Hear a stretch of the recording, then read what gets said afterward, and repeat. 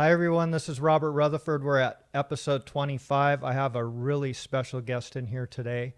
It's my Uncle Jim from Rutherford Co Inc. He's the founder of the company, and he started 1970, 1969, and he is going to have one hell of a story to tell. He's immigrated here from Canada, and he's going to go into the history of his career.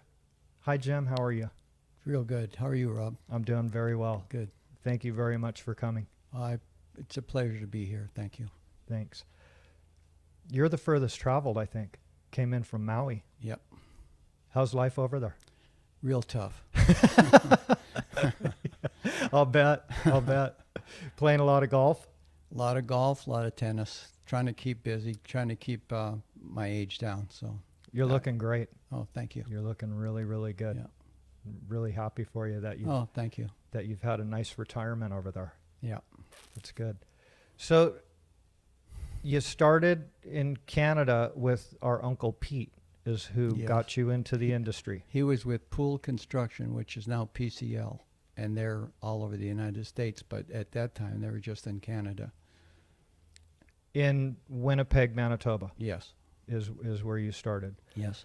So what made you get into the lathing industry? Well, my uncle was the general superintendent for pool construction, and they were looking for lathers at the time. So I went through the apprenticeship and became a journeyman up in Winnipeg. Is that right? So did they have the same type of training that they have today as Yes. far as It was a 4-year apprenticeship. okay, 4 years you had Mhm. to go Right. through all of that, and it was all everything was tie on metal lath.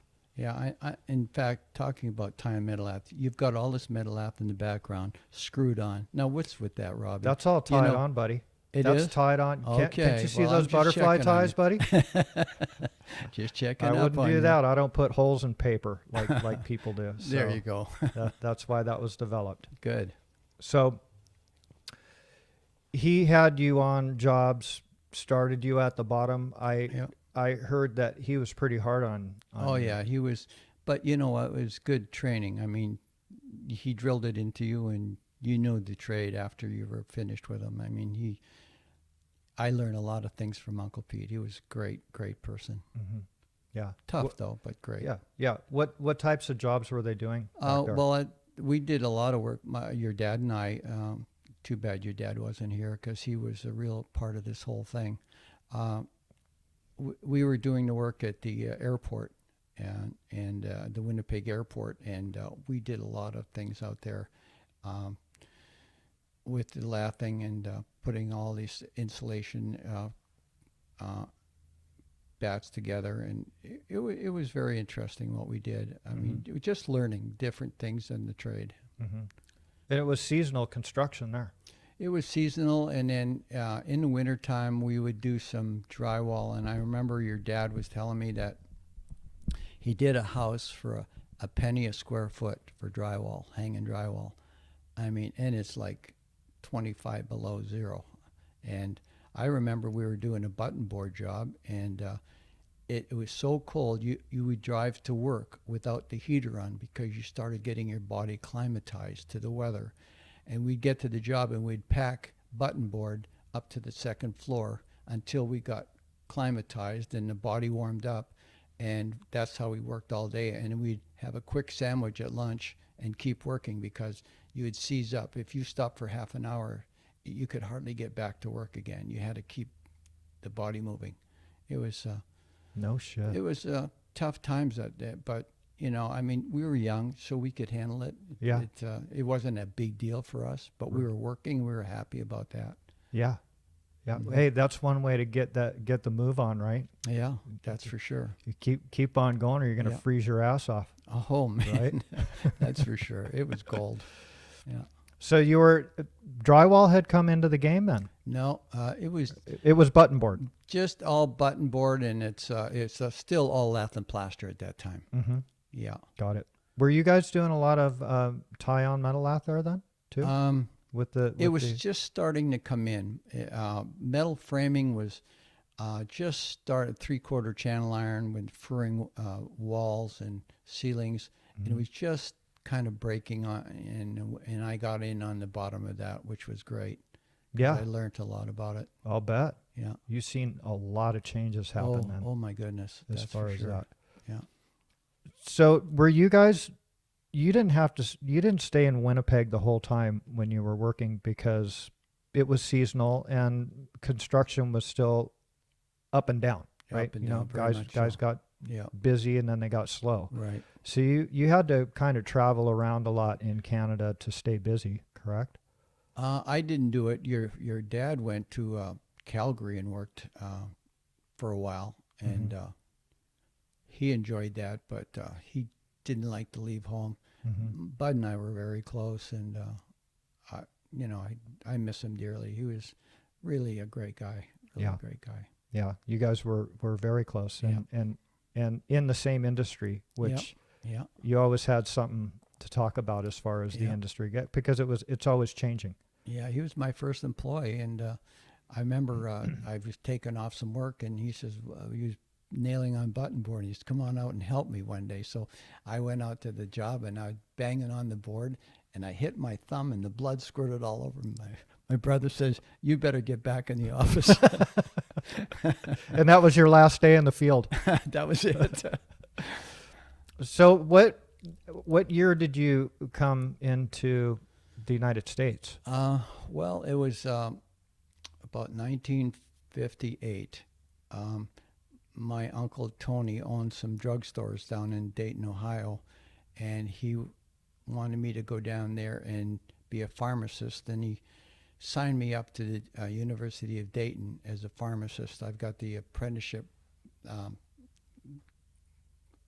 plaque back home about that one, and so I stayed there for a while, and pushing pills was never my thing. I wasn't that interested, and I said, and I'd looked in the paper, and it was warmer in California than it was in Florida, and we were in Ohio where my uncle was, and I said, "Uncle Tony, I'm going to go to California," and he said, "Well, son, once you get there, don't have lunch, don't have dinner. The first thing you do is join the Army Reserve, because they're drafting right now, and you're from Canada, they're going to nail you to the wall." So the first thing I did when I got to California, I joined the Army Reserve, and a week later I was drafted. So then I said, "Well, Wow. So I lucked out there. Wow. Yeah. Even if so you weren't even a citizen. No, but they were drafting everybody at that time. Really? Yeah. So it didn't matter. So if you were No. in America, you were going to Yeah. serve. And that was really a good time for me. I mean, at 5 o'clock in the morning, we're doing exercises and everything and marching and that. And we had 3 squares a day. It was really good for a kid and I was just kind of a smart ass kid, but those black sergeants with the swearing, I mean, I learned words I've never heard of before. I mean, it was really a wake up call, but I look at it as a great experience for myself. Yeah. So how long did you serve? 6 years. Wow. Yeah. I went to Fort Ord for 6 months, and it's like the Army Reserve. Once you put in your 6 months, then it's once a month you go to a meeting, and then every summer we had. I was part of the 349th General Hospital, and because of my Uncle Tony, and so we would go to Hawaii for 2-week duty in the summertime, or we'd go to Presidio up in San Francisco, and so it was pretty good duty. Got it. Yeah. Got it. Had you ever been to California before you went to Ohio?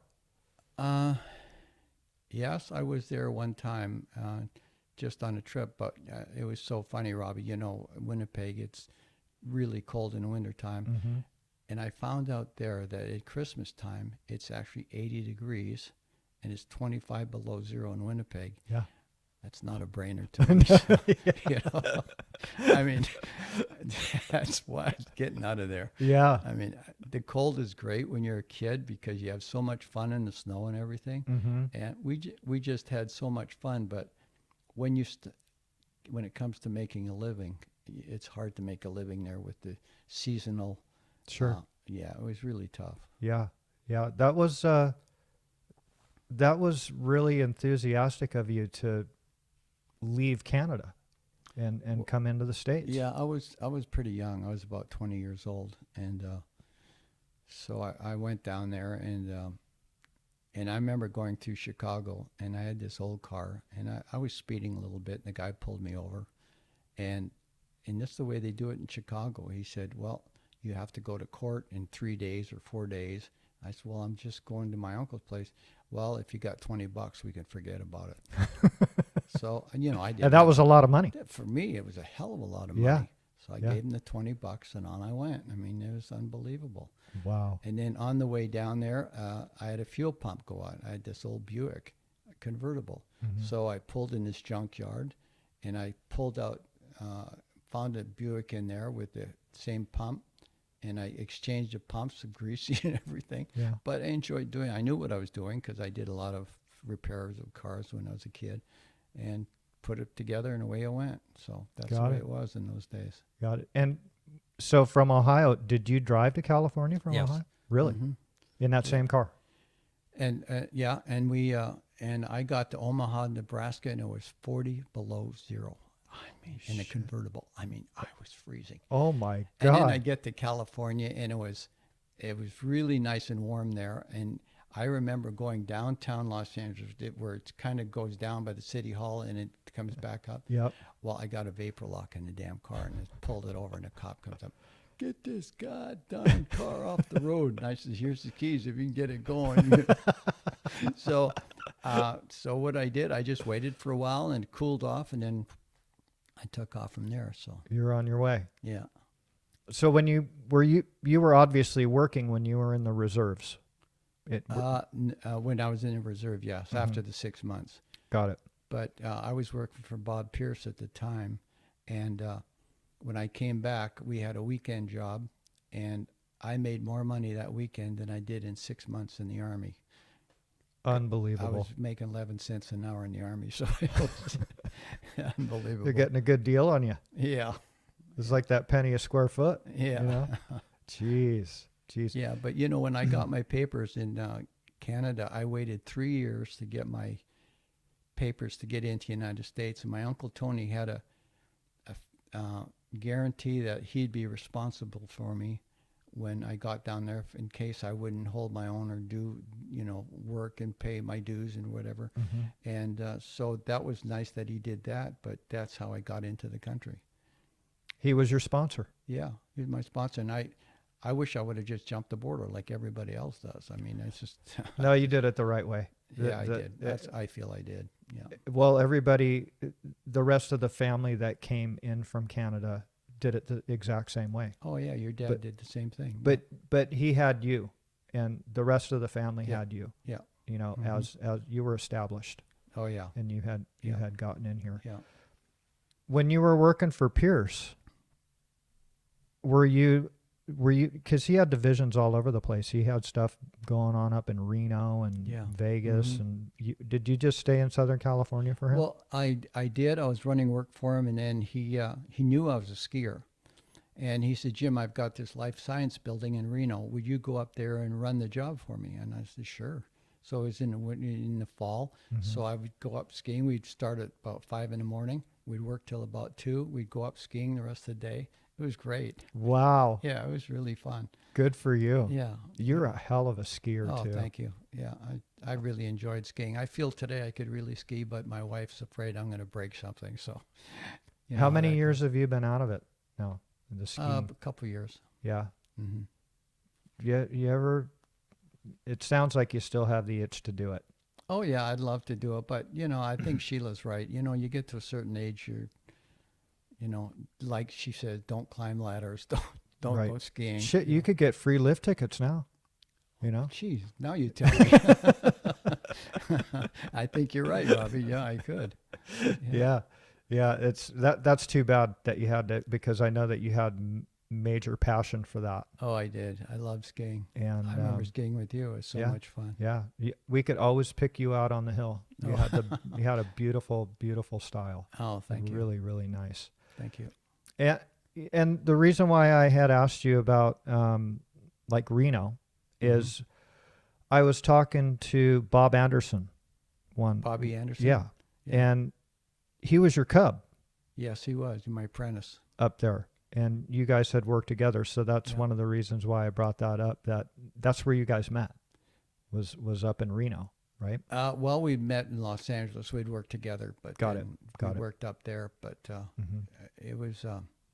I like Bobby. He was a nice guy. He Yeah. was a hardworking kid, Yeah. and yeah, Yeah. He ended up having a very successful company yep, and ran into some problems in this last downturn, and he just said, "Forget it, I'm done." yeah. And so that was Bob Pierce owned the industry He did. back in the day. It was no question about who was doing what. I mean, he was really into it and a very good businessman. And he didn't do any plastering though. He was No, all no. lathing. But he had other plasters that he gave money to, so he had percentages with some of these companies. Got it. And but he was a very nice man. I remember when I left him, he said, "Jim, you made me nothing but money," and thanked me very much. And he's really a great guy. One of the guys who actually helped me go into business. I mean, I was buying a duplex, and I needed $25,000, and he said, "Look, I'll let you have it," and I paid it off. And so he always said, I helped you start your business. So He did. yeah, Yeah. And I'm sure that he gave you some tips on how to run a business too. Oh yeah, You know, he kind of took you under his Yeah. wing a little bit. yeah. So when you left Pierce, you went to work for a guy named Clyde Hawk. Clyde Hawk, yes, Hawk Lathing.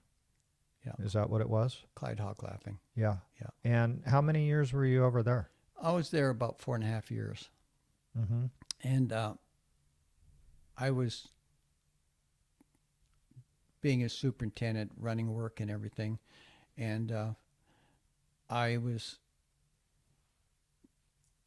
real eager to learn the whole business. So I asked him if I could learn to be an estimator, and so he said, "Well, if you take off if you still keep working, and in 3 months, I will teach you the estimating, but you have to keep being a superintendent and run all the work and Mm-hmm. and do this." So I said, "Sure." Yeah. And then a couple months, he said, "I'll teach you, but I can't pay you anything." So I did that, Mm-hmm. and so as we worked on did other jobs, I would take the plans home and take it off, and then I would check how he took it off and how I took it off, Mm-hmm. and seeing whether I'm on the right road. Mm-hmm. So after I left Clyde, I mean, I was up to speed with the estimating pretty Yeah. well. And you took the initiative to do that on your own. Mm-hmm. You put in your own time. You Yeah. weren't getting paid for it, and you were Yeah. interested in it. And Yeah. and then in 1969, you started. Well, in 1969, I was working for Clyde, and Clyde had his father had left him about $1 million, and Clyde went up to Ketchum, Idaho, and he built like a casino with a bar. And what happened is that once he completed the casino, they wouldn't give him a liquor license. Mm. So the whole thing went to hell in a handbasket. So for the last year I worked for him, I was running the whole operation. I was doing payroll. I was doing all this stuff. And I said to Sheila, if him driving back and forth, if anything happens to him, there's nobody with a license. So I said, I think I'll apply for my contractor's license. And so I applied for my contractor's license, and I gave him as a reference. And so when he got the notice, that he said, "Did you apply for your contractor's license?" I said, "Yes." He said, "You're fired." I said, "Well, can I explain?" He said, "I don't want to hear anything out of your mouth. You're fired." And I had to call Sheila, and she came and picked me up, and I couldn't even drive home with my stuff from the office. And No shit. and that was the end of it. I mean, and Sheila was, she had curlers in her hair. It was unbelievable.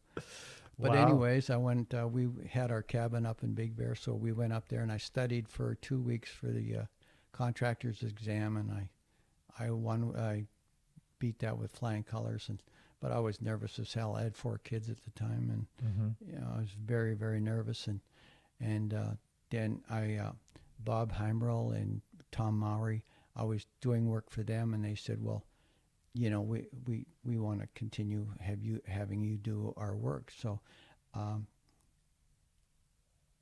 they were a big help to me. And so I started out of my garage, and I did $1 million the first year. And I remember my son Bradley sitting there with crayons on the plans while I'm taking them off.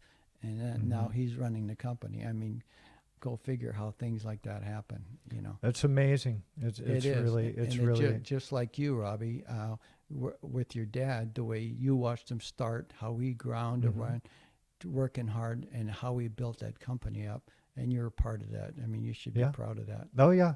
I was inspired as a young kid to build shit. We were out there building forts all the time and stuff. Just it was kind of in my blood. To do that. But I remember when you started in your garage, and you had your little side yard, and you had a bunch of trims leaned up against the house there, and we were dorking around back there and stuff, and you had some guys that took you in under their wing in the beginning that you knew that you had met, and they gave you a chance. Paul Calcaterra was one of them, and Bolster Company, and they, as far as I could take off work. Well, Clyde was away for most of the time, and I was dealing with all of these customers. And when I got fired, they all said, we want to continue working with you, which was really great. I mean, that really helped me out a lot. Sure. Yeah, that you need that, and to start. And those guys back in the day, they were plastering contractors. Yes, they were. Right? So they were you were a sub from them, obviously. Yes. But it was kind of weird because when it did a little bit of a flip, because Pierce kind of owned the industry, and he was a lathing contractor. Right. And it kind of did a little bit of a switch where these plastering contractors, I guess, were looking for lathing contractors, right? That's right. And that's where you got into the game. Right. Or Clyde, Clyde was in that game, but you had met those guys. Right. And you hit it off with them. And they gave you a chance. They did. They gave me a chance, and then I had to prove myself, and I was so willing. I remember telling Sheila, I need your blessing. It may be 6 months before we get a check, but I know I can do it. I was full of P&V at that time. Sure. And she said, let's go for it. So once I had that blessing on the side, I was full speed ahead. Yeah. I mean, it was great. We had many ups and downs in the business, but when you start out with contractors, you can't go to the good contractor. You have to start out with the lower type contractors who are not that ethical, where a lot of times you don't get paid and stuff like that. It's tough when you start a business. Like my son Brad says, Dad, I'm going to work smart, not harder. Well, when you start a business, you have to work harder, as you well know. Absolutely. Robbie. Yeah. Sure. You have to have both of them. Yeah. You have to be willing to work hard Oh, too. definitely. Oh, yeah. Absolutely. And you went through many recessions. Oh, yes. And the ups and downs and waiting to get paid and stuff like that. That's you could always get the work done. You can always get the material and the men and everything, but did you have enough cash flow to keep the thing floating? Well, there's a lot of Fridays I was sitting in guys' offices, because I had payroll, and they would say, well, we'll send the check out. I said, I can't leave this office till I'm paid. And it's embarrassing for me sitting there doing that, but I had to do it. Yeah. And, thank God it all paid off, but it was tough at first. I didn't have that big pot of money, but as the years go by, one thing I really learned about the business is putting money in the bank. I mean, because those recessions every 10 years will kill you if you're not prepared for it. Yeah. Yeah. And you've managed to weather all of them. Yeah. And this is our 50th year anniversary. So it's, wow. Congratulations. You still taking off some plans? You know what? They won't send me plans anymore. I don't know what's the matter with them. You're the best estimator they've got. Well, the problem is they say, Dad, it's so much paperwork now. Yeah. And it's really, I hear my brother Paul and that complaining about how tough it is. Yeah. Estimating is getting really tough. Yeah. Well, back in the day, you guys could go out and make deals. You could go out to lunch with a guy and have a couple martinis and shake his hand and get it done, right? Yeah, that's the way it was done. Yeah. And now you bring your attorney and you drink iced tea. Oh, yeah, that's for sure. That's for sure. You know, so those were the good old days. Oh yeah. You know, when you could get it done. Yeah. That way. Yeah. And you were still in the day-to-day stuff when a lot of this technology was coming in, you know, as far as computers and stuff like Right. that. So you got a taste of that, and you could see that the paperwork was getting more and more. Yeah. Well, you know, we started with the girls in the office with the computers, and then the boys came in and they wanted the computers with the estimating, which I thought that was great. But Paul and I still took it off the old-fashioned way, and you know, just because we felt comfortable that way, taking it off. And but everybody's on the big screens now, and it's just Yeah, you got an 85-inch TV. I you know, it's and- just wow, it's a different world. yeah. That's really cool that you got to see it from. They didn't even have welders when you started, did they? I mean, you guys were doing star drills. We right? did star drills. I mean, I remember doing overhead star drills for putting hangers in. It was tough. Oh my God, that was tough work. But we had these old Victor calculators for estimating. Yeah. And then you'd be punching in the numbers and you would have the number in your head already, the answer, and you're waiting for it to spit out at the end. I mean, after a while, you just, you know, you knew where the number was going to be. So, but that was the start of the estimating with the old machines. Yeah. You were buying pallets of that tape, right? Yeah. You took off a lot of plans. Yeah, we really Lots did. of plans. My kids remember me every weekend with plans at home, taking off work. You worked a lot. Uh-huh. You worked a lot because I remember when I would see the boys, you know, every once in a while I get to go. We loved seeing each other, you know, my cousins and stuff. Yeah. And you were banging away, and taking off plans. Well, you know? it's you have to really work at it if you're going to be successful. You really have to work at it. Yeah, yeah. And you were kind of a pioneer in a lot of techniques or new materials that came into the industry as well. You were a risk taker. Oh yeah, I was not afraid to take jump into something. We had a couple of guys in here that had worked for you as apprentices, and I remember this. I worked on these racquetball courts. You know, and that was a fad that came in, and they were building them everywhere. And you kind of owned that. I did, and you know, I had the airplane, so I loved it because all Western United States and Nevada, we were building these racquetball courts. So I would fly up there with the guys and get them set up, and it was really a treat for me. You were logging hours. Yeah, it was. It was great. Yeah. What year did you start flying? I think it was like 65. Oh, no shit. Yeah. Wow, you had passion for that way back then, huh? Oh yeah. It's so funny. I remember going to Bud Wallen's. He was a flying school there in Van Nuys, and it was $3,000 to get your license. And I went in there and I put the $3,000 down. I said, in about 3 weeks, I want to be a pilot. The guy laughed. A year later, Robbie, I didn't feel comfortable to take my family. It took me a year to feel comfortable to get my family in the airplane to go for a ride. I mean, that's I mean, it's a serious thing. Absolutely, absolutely. Yeah. What goes up must come down. I loved it. Yeah. Yeah. Well, I didn't realize that it was. I wasn't even born yet, man. 1965. You know.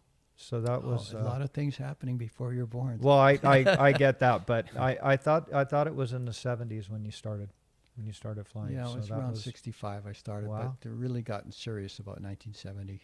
Yeah. And I used to fly like 5 o'clock in the morning because I had the company going, and I had I wanted to be part of the company. I couldn't not be there in the morning, you know. And you know what it is, if you have employees, if they're starting at 6 o'clock, I damn well am in there at 6 o'clock in the morning. I mean, I'm not going to be a slacker. And that's the way I always thought about it. Yeah, The company. you worked your ass off for a long, Oh, well, long I time. enjoyed it though, Robbie. It Yeah, I was, know you did. You had passion. Yeah. You had passion for it, and it was the same thing. Like Same thing with your dad. He had passion mhm. for it. Yeah, yeah. You both were cut from the same cloth as Yeah. far as that goes. You're Mhm. both super hardworking guys, and wanted to go the extra mile to make a better life for yourself. Yeah. And it was and it was involved in the same industry, Mhm. which is very interesting. Yeah. And you guys had a really tight relationship. You got along Yeah, very we very did. well, Yeah. and you do with Paul as well. Yeah. You know, you're tight with your brother. Oh, Paul is wonderful. Yeah. Wonderful. Just a wonderful guy. I couldn't have asked for anybody better to be working for the company. Yeah. And I'm sure glad he came down and went to work for us. Yeah. It took him a while Yeah. to. Well, he was afraid my mother was going to be left alone, but she had a friend up there that she was with, and so he felt comfortable, and so that's when he made the move down to the Southern California. Yeah, and he came from a whole different industry.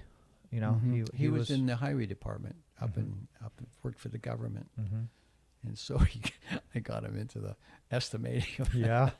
Yeah. yeah, And he took a chance too. yeah. You Oh, know? that's for sure. He took a chance too, and now he has family members in the industry as well.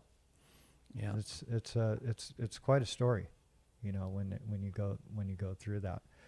And part of like your risk taking, I remember working on,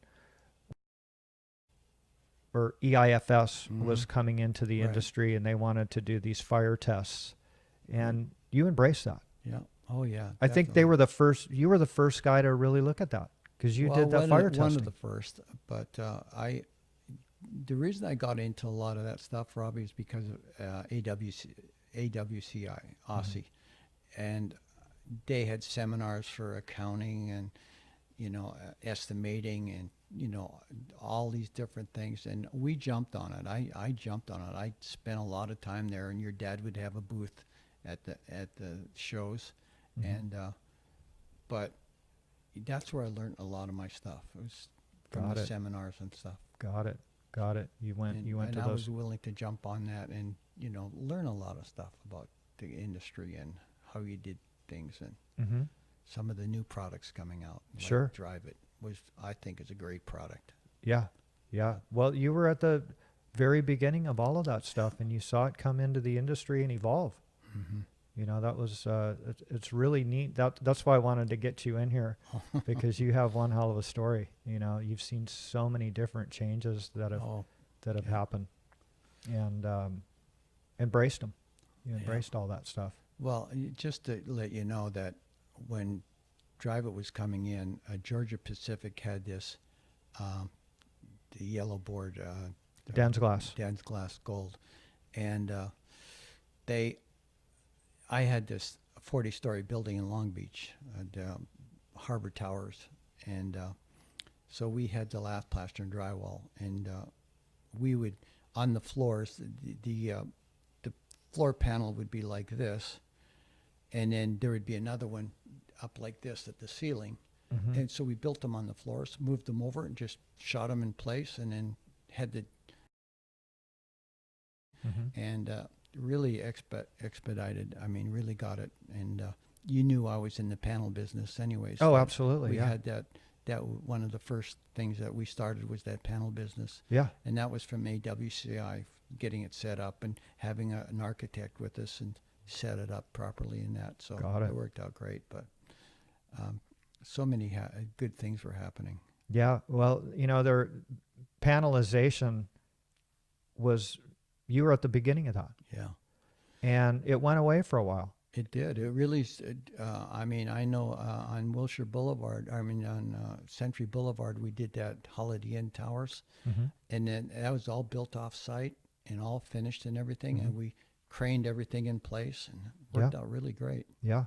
Yeah. Yeah. Was that your first panel job? Mm, You one had, of the one of the first, Robbie. yeah, yeah. One of the first. But it went away, and now it's making this comeback. It's coming and, back, yeah. and people are acting like it's new stuff, but you were doing it long, long ago. Yeah. And they've been doing it for a long time in Vegas, Yeah. and it never went away in Vegas. They embraced that and kept it Well, it going. it's smart. I mean, it expedites the job. I mean, my God, it's just it worked out great. Like in that Harbor Towers, we were building those panels, and we were just going up the building and all the crane money we saved for all that, and then we built the scaffolding and put the drive it on, and it worked out really slick. Yeah. But Yeah. at the time, George told me we don't require paper behind our build. And I said, whoa. I said, I've never heard that before, but I want a letter in writing. So we finished the building, and then the guy couldn't sell one of the units. I mean, it was a recession time. So he sued everybody on the job, and every pickup truck that went by the job, he sued them too. I mean, it was just unbelievable. So anyways, they got a guy there, water testing on the outside of the building, and the guy says, I can get water through anything. So, I mean, I got a big lump in my stomach. It scared me half to death because there was no paper behind the and so they did this testing, and there was a couple little drops that got through. So they sued me for $25 million. And Holy shit. And so got involved. I got that letter, and my attorney. I spent $1 million in attorney fees, but it ended up we got our $3 million in change orders and the rest of our contract. And Mark Treadwell helped me on that job. That was unbelievable. So we won the case. I mean, well, and that went on for 4 years, Robbie. And if you got that kind of thing hanging over your head, I mean, I was that's brutal. Upset. Yeah. My stomach was upset. Well, your stomach was upset, and you were puckered up as well, right? I mean, Jesus. It's a horrible thing to go through. Yeah. I mean, I wouldn't want to wish that on anybody. Yeah. But I'm sure most of the contractors have gone through that. We have a great bunch of contractors in Los Angeles, and most of these guys are my good friends. They're really good people.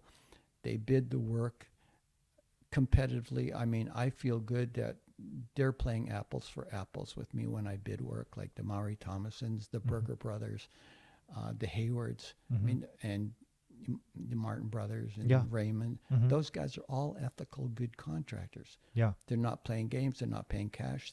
They're just playing by the rules. And I love competing against those guys. Yeah. And so it made it apples for apples. I mean, every once in a while, an apple would fall off the tree, and I'd get a job. You know, I mean, that's the way it worked. Yeah. And it was really great. Yeah.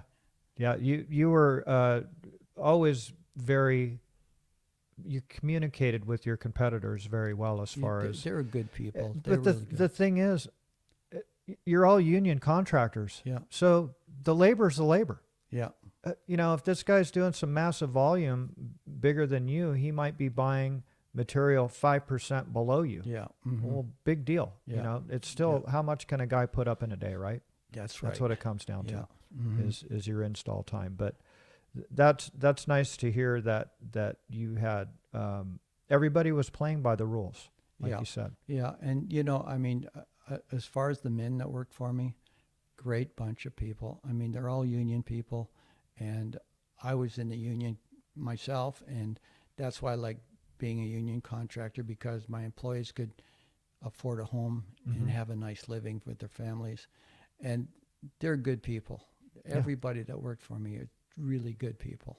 I mean, I thank them all for what they've done for me. It's great. I mean, just I can't tell you how wonderful that was. Yeah. Well, your company has turned out some great aces in the industry, and people want to pick up guys that come out of Rutherford because that's nice to know. Yeah. Well, you need to watch some more of these episodes because your name is mentioned quite often. Oh, really? Your company is mentioned quite often. Yeah.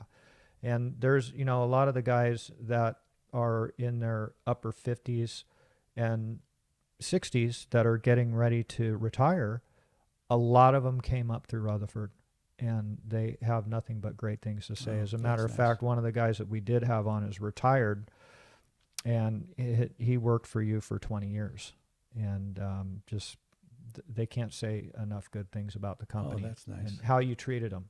Yeah. You Well, treated I your like to employees. treat my people the way I like to be treated. Mm-hmm. I mean, they're just human beings, just like you are. Sure. And I know they're all trying hard. They're trying to raise their families and that. And Mhm. there were some guys that just didn't want to work, but you could pick them out pretty fast. The ones that wanted to work and the ones that didn't want to work. Sure. But the ones that did work are just wonderful guys. Mm-hmm. Yeah. Did you? I know in 1994, 1993, I should say, that was we were in a recession. We Oh, had been in one for a while. for a really tough recession. Yeah, that was really tough. Yes, I remember that. and everybody was having hard times Oh, then. it was tough. Yeah. And that earthquake hit, Yes, you. and it put you on a whole new level. Oh my God, it was unbelievable. You guys like never stopped for 15 years. You were just on fire. I know. And it's a funny thing, Robbie. Al Colomb was my superintendent, and he was with me for years, and he did a great job. But Rocketdyne called us, and they wanted 150 men, 24 hours around the clock. And Al says, I can't get the men. I went to the union, and I got all the men. And, he couldn't believe that I did it. But I'm on the Health and Welfare Trust. I was on the Apprenticeship Trust. And I'm trying to help the union people with their lives because we're all a team. Sure. And so that was their way of paying me back, saying, we can get you all the men you want, Jim. And Yeah, which that's kind of weird because we were in a recession, so there was a lot of idle labor yeah, at the Yeah. time. yeah. That, So we got all the men, and it was unbelievable. We started out with doing the lathing and the plastering and the drywall, and then cabinets, and then acoustic tile ceilings, and then the whole thing just broke open. I mean, it was, and that was Brad's first job. And then my wife was in the office one day, and Brad's going, yes, sir, yes, sir, yes, sir. And then Brad hangs up and he looks at his mother and he says, how the hell am I going to do that? But he did it. He took care of it. Yeah. Mm-hmm. Yeah. He got it done. And Yes, he did. so you could get the labor, and you had your equipment was available.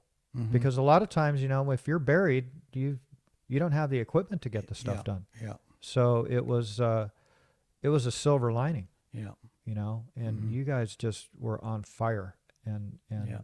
doing these It repairs. was really a godsend at the time because we were really struggling. Mm-hmm. Yeah. Yeah. Was. And that was like right around that Long Beach job. Yeah. That you were having some Yeah, issues with as well. That's right. Yeah. We were going through that whole thing at that same time. Mm-hmm. Yeah. So, Yeah. oh my God, that was a horrible job. Yeah. Well, you've been through many recessions, Mm-hmm. and you've managed to manage your money correctly. Well, I tell you, Robbie, if anybody starting a business, if they don't put money in the bank and prepare for bad times, they're not going to last in business. Mm-hmm. You have to prepare for bad times. Yeah, for sure. And I'm sure you know that too. Oh, absolutely, Yeah. absolutely. It's you got to bank it when it's good. That's right, Robbie. Got to bank it for Yeah. sure. And I learned that from you and my dad. Yeah. That you guys you've seen many ups and downs, Yeah. and you've always been able to maintain your lifestyle though. Oh, yeah. You've always, you didn't live above your means. No, and I bought a lot of property, but I always did it with my own money. I would never take it from the bread basket from the company because that was where my living was. It would be savings and different things, and then I'd make a down payment on something, and then, Mm-hmm. but I own a lot of property, and that's been very good for me too. Yeah, and it can get you through some of those hard times. Oh, you bet. Yeah, Yeah. that was really really bright and smart of you. You're a smart guy, very smart Well, guy. I mean, people that helped me was Bob Pierce helped me. Dick Peckham helped me. One time we were going through a session. We had really a bad time because we had a lot of receivables and nobody was paying their bills. And I owed people like Dick Peckham, and I called Dick, and he says, Jim, I'm not worried about you. I'm worried about the guys that don't pay me, that don't call me. He says, you call me all the time and let me know what's happening. I don't worry about you. I worry about the guys that never call me back. And that was nice of Dick to say. I mean, he was really helpful to me in a lot of ways. And Mark Treadwell was really helpful, and the Rendons, Louie and Kathy, have been really great doing our accounting. They're too expensive, but I love them. They're great people. Yeah. And I'm not a jumper. I don't believe in jumping like with banks or with bonding companies and that. If we're with a good bank, I like to stay with them and have a good relationship with them. And but you know, it's just to bring up another situation. We had another job in Long Beach. This was an apartment building. It was about a 45-story building, 40-story. And they wanted to build this penthouse up in the top of the building. Well, we had 22-foot, 6-inch, 16-gauge studs to be put on the roof. Well, I hired this twin helicopter to lift them up to the roof. No shit. And we're up there, and that damn thing was going around about 100 miles an hour. And so all there was a 2x4 on the floor, and me and another guy up there, bang, bang, bang, to slow that thing down so we could tell the guy to drop it down on the deck. No shit. I mean, it was dangerous. I mean, I can't believe we were doing Wow. that. Today we'd never get away with that. Were you wearing a hard hat?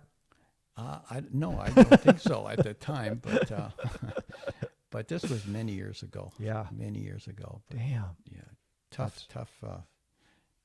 But it was a challenge, and then as long as you got all your money and you put the whole thing together right, it was always fun to do a job where you made a few dollars. Absolutely. You know? Yeah. Absolutely. Shitloads of liability, you Yeah. know, to make sure that they come out right, Yeah. you know. Yeah. They all didn't come out right.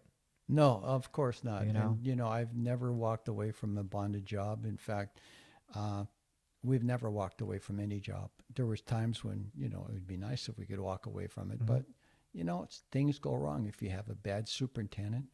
I mean, did you work on that Santa Monica hospital? I did. Do you remember that inspector? I do. That guy, Sid Vicious. he was vicious. I mean, He was. we had a tunnel ceiling with drywall on top and drywall on the bottom of that 6-inch joist ceiling.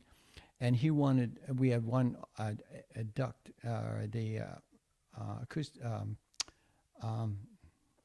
access door in the middle of the ceiling. He wanted you to move the ladder over there so he could crawl up there. I'll never forget that, Yeah. Robbie. Yeah, he was brutal. He was unbelievable. He was brutal. That was a very difficult project. Oh, gosh, was it ever. It really was. I was out there I worked on that job for like 2 years. I mean, it was cut up, and there were so many studs in that job before it was even covered up. You couldn't even see through the other side. And the backing. And It was everything. unbelievable. Yeah, It was unbelievable. Yeah. Yeah. So you can have those bad inspectors. They can crucify you. Oh, yeah. Bad superintendent. Oh, yeah. You know, Yeah. the GC on that project wasn't the best. Best friend. No. You know, either. And that makes a big difference for you, too. Somebody who backs you up makes it a lot. Absolutely. Big difference, you know? Absolutely. But you saw that a lot on a lot of different jobs. Oh, yeah. And the thing is you have integrity and you're honest. Yeah. And that's one thing I always live by, honestly. you did. And that was one of the reasons why when you were saying that you had got into some problems, that your suppliers would stand by you. Yeah. Because you called them and Yeah. you were honest with them. You told them what was going on, and they took a chance on you, and it paid off. Paid off for both of you. Mm-hmm. Because, you know, you can have all the labor on earth, but if you don't have the materials to install, you ain't going to get nothing done. No, that's for sure. You know, so That's for sure. you got it, because you guys are installers. Yeah. That's what your company Yeah. does. It installs materials. So Right. it was both parties played the game correctly. Mm-hmm. You know, you were honest. They took a chance on you, and it paid Mhm. off for both of you. Mm-hmm. And that's it taught me something. You know, Mm. that's how I run my business. You know, Yeah. you, Yeah, that's true. Yeah. you know, you have a lot of influence on how I run my business. Yeah. And Oh. there's really no magic to that either. You know, there's some basic things that you need to know, and if you stick by that stuff happens for you. Yeah. You know, you just to have compassion for your people Mm-hmm. and integrity Yeah, and which you had all of that, and I tried to have it, Robbie. I yeah. mean, you know, it's just but it's one thing that kind of paid off is really kind of made me feel good. We have an office up in Fresno, and my son was up there trying to hire some carpenters, and the guy that's running the carpenter program said, "I worked for your dad. You won't have a problem getting them in." I mean, when Brad called me and told me that, I Yeah. felt so good. I couldn't believe it. I Yeah. mean, Yeah. that's how things go around. I mean, Exactly. if you live long enough, you're going to have people saying that. Yeah, exactly, exactly. Yeah, that Well, was you nice. taught him well too, and Yeah. he's he takes a calculated risk just like you do on Mhm. these big projects. Oh yeah, he's doing really a great job. I'm so proud of him. Yeah. He's doing a good job. He really is. He You know, really my is. brother Paul's doing a good job. I mean, there was Teresa Rutherford is doing a great job. My wife did a wonderful job. She collected the money. I mean, Hmm. she was great. I mean, Linda Muro. I mean, she's still working at the company. I can't believe that. Yeah, but she wants to spend a little time and do a few like I said, fine, you know, Mhm. that's good. And yeah, Paul does a great job, and David Rutherford's doing a great job, and Brian Liebman's doing a great job. Mhm. Just a bunch of good people working for the company, Yeah, and they're really dedicated to the company. We're all a good team. Good team. yeah, Yeah. yeah. That's awesome. That's Yeah. so nice to hear. Yeah. Are you still flying? No, I'm an AFib, so my heart's got a ticker problem, so I had to give it up.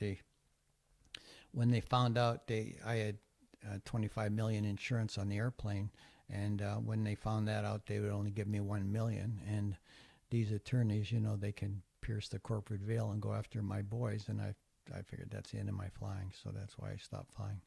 Got it. Yeah. No, just checking out a 150 and No, doing if some I touch do and anything goes? now, I'd just go with an instructor and go fly. Oh, okay. You know. Yeah, that's good. you Yeah, know.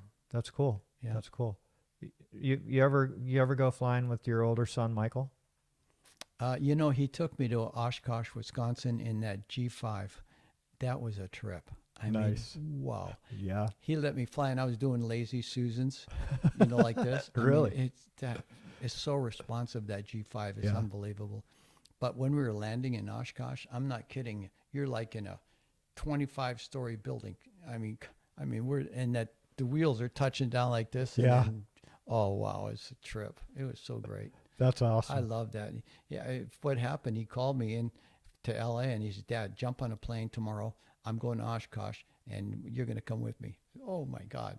That So is that was so awesome. much fun. Yeah. That's quite a treat for you. Oh, it was wonderful. I really enjoyed it. That was like driving a Ferrari. Oh, Not yeah. not that your last plane that you had was a Ferrari, but Yeah, you were it driving was. a It was brand new one fast. now. Yeah. You know. This is like a 737. I mean, it's a big airplane that Yeah. he flies. Yeah. Yeah. They kind of fly themselves though, right? They do. I mean, they're just unbelievable what they have now. I mean, you know, you can imagine I got this moving map in my plane where actually you can see the route we're taking, and you'll see the towns going by on this moving map. Mhm. And then the next town would come in view. Yeah. And unbelievable. Yeah. When I first flew to Canada, I had this old VOR that would flip back and forth. And, you know, we never got lost, but Yeah. it was pretty wild. I mean, it was tough learning those things, but it all worked. You know? Well, you put the hours in because Oh, yeah. you were actually instrument rated. Yeah, I'm instrument rated, multi-engine rated, yeah. Yeah. And But I used to, every week without fail, I would get my instructor and we'd go down to Ventura when it'd be foggy, be flying down there IFR, doing touch and goes in the clouds and that. A really good experience for me. So it's like driving. The more you drive, the better, more comfortable you feel. Sure. It's like flying. The more you fly, the more comfortable you feel. Yeah. But you have to keep it up. You can't be lazy and fly once every 4 months or something. It doesn't work. You know. Yeah. Do you have any other trips where you might be able to join Michael in a G5? I don't know. I sit by the phone. Yeah. Put me on speed dial, right? Yeah. Michael's a great son. He's just does a great job for this fellow that left Microsoft, and he has a company that he buys these tech companies and he upgrades them. He hires people from different universities that like think tanks, and they perfect the patent that the guy's got. And they buy the companies and then they sell it for a lot of money. It's very smart idea. Yeah. And he's been flying for him for About 20 years. I mean, and like Michael says, Dad, all of a sudden you'll call me and say, we're going to Tanzania.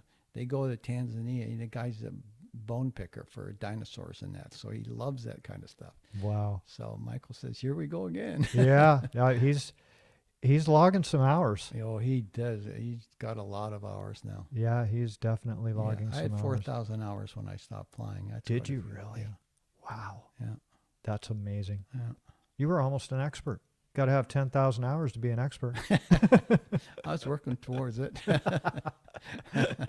That's a long time. Yeah. That's a lot of time. Yeah. You flew a lot. You Yeah. flew a lot. Does he have 10,000 hours yet? Michael? I think he's over 10,000. Is yeah. that right? Yeah. Holy shit. Yeah. That's That's amazing. quite an airplane. It's just Yeah. amazing. Yeah. Uncle Jim, I really appreciate you coming in here and telling your story. It's been very interesting, and you've had one hell of a career and a great life. You've had a great life. I've really admired you my whole life, and you're a big inspiration on how you put stuff together. And I thank you very much for coming in here. Thank you very much, Robbie. And I'm very proud of you of what you've done so far. I mean, I'm very impressed with your operation here, and Godspeed. Good for you. Thank you. Thank you Okay. very much. You're welcome.